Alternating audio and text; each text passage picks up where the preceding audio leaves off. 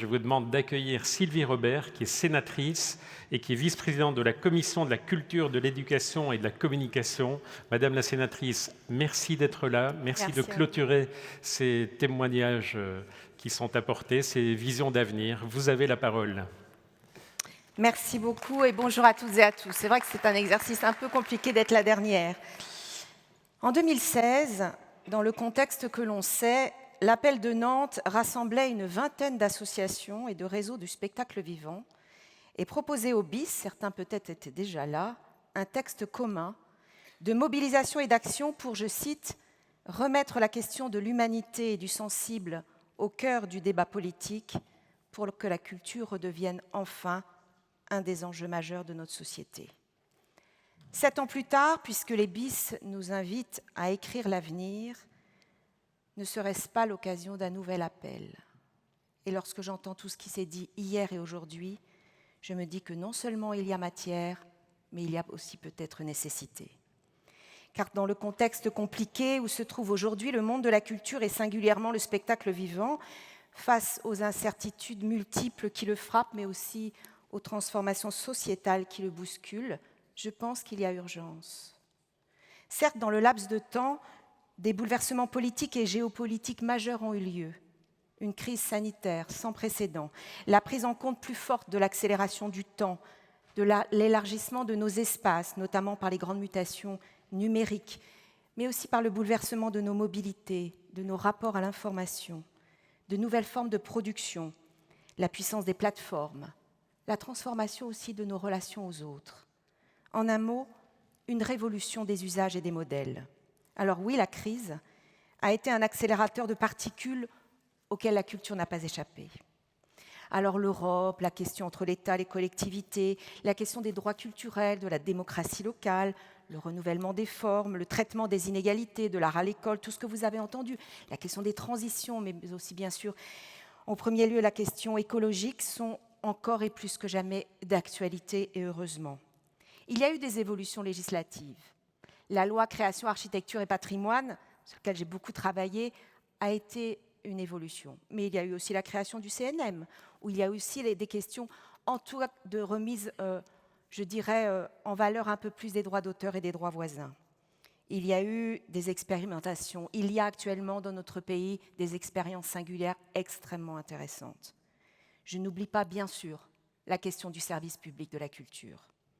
Cependant, les fractures et les inégalités demeurent et l'incertitude sur l'évolution des pratiques culturelles de nos concitoyens est aussi un élément nouveau. Alors comment, dans ce contexte, écrire l'avenir? Serions-nous, peut-être, à un tournant de l'histoire de nos politiques culturelles? D'abord, je dirais écrivons l'avenir, puisque c'est le titre, je dirais ensemble.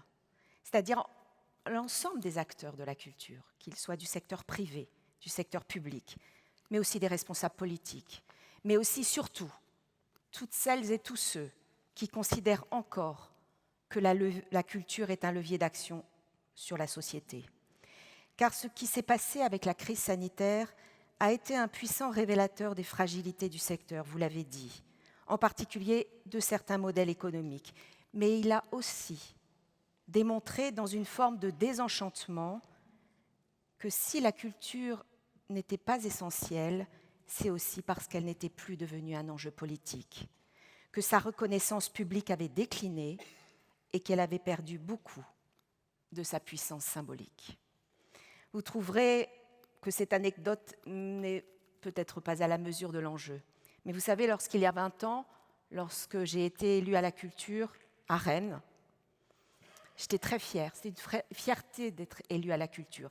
Et je me souviens même que les acteurs culturels regardaient le positionnement des acteurs, des élus à la culture pour voir et mesurer leur influence auprès des maires. Bon, ça c'est une petite anecdote, mais je vous laisse juger. Alors j'ai l'optimisme de la volonté et je me dis que cette crise sociale, démocratique, climatique et culturelle que nous vivons est peut-être, oui, le bon moment pour écrire ensemble l'avenir et surtout le concrétiser. Ce n'est pas chose facile. Mais peut-on résoudre un problème avec les hypothèses mêmes qui lui ont donné naissance? Je vous laisse juger. Selon Edgar Morin, une société laïque est une société où la question prime d'abord sur la réponse. Je pense intimement que les réponses politiques que nous devons apporter aux défis de notre société supposent d'abord l'élaboration d'un consensus exigeant et ambitieux sur notre état des lieux, sur l'état des lieux de la culture en général, construit par le dialogue, par l'écoute, par la négociation, ce que je trouve qui manque cruellement aujourd'hui. Alors, vous connaissez les CTAP, les COREPS, les CTC, les CNR, peut-être un CNR culture à l'image de ce qui se fait sur la santé.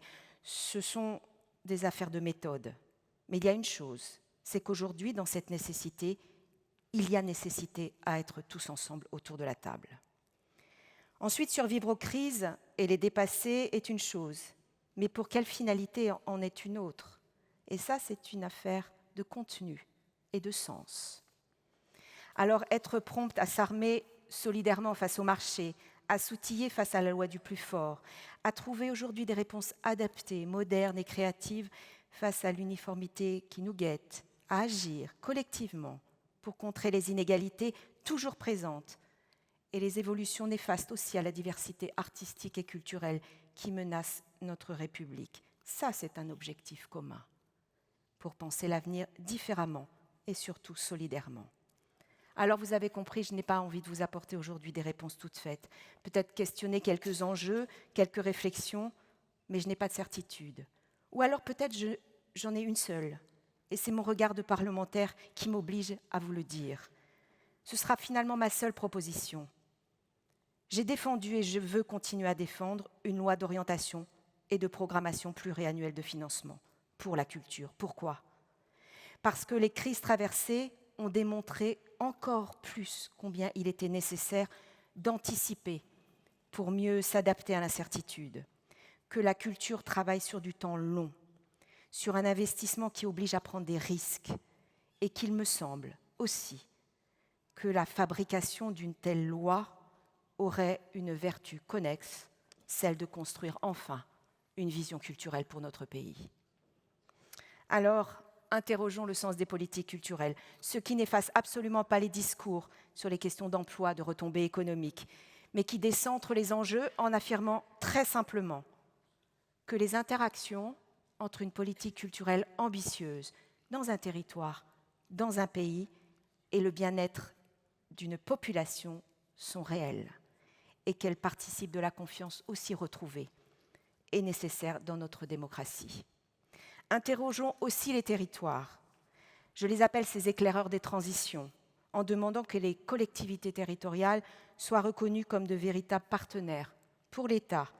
Et avec les acteurs, trouvons des modes d'organisation qui soient efficaces sur des objectifs communs pour qu'on retrouve ensemble une confiance dans une République que je qualifie de décentralisée et de renouvelée. Interrogeons enfin nos concitoyens, les artistes, mais aussi les acteurs culturels, sociaux, éducatifs, mais aussi les élus, pour que dans une logique aussi de reconnaissance, chacun a sa place et que cette place puisse en tout cas être dans une démocratie que je qualifie de la coopération nécessaire à la fabrication d'une société apaisée, où la culture, et c'est peut-être ça l'appel que je lance ce matin, serait enfin considérée comme notre bien commun. C'était difficile de conclure finalement cette matinée, mais je me dis, à avoir entendu toutes les interventions d'hier et d'aujourd'hui, que si nous posons les bonnes questions, si nous créons les conditions pour y répondre, si nous le faisons ensemble, et si nous sommes aussi attentifs à ce qui se passe sur les territoires et sur les plateaux, alors oui, nous avons déjà commencé à écrire l'avenir. Je vous remercie.